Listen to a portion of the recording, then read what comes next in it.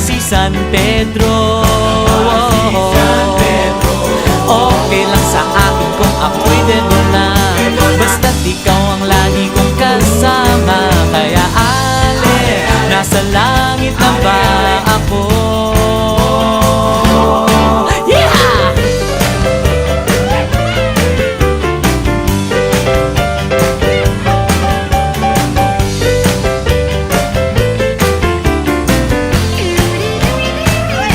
Alright, naman.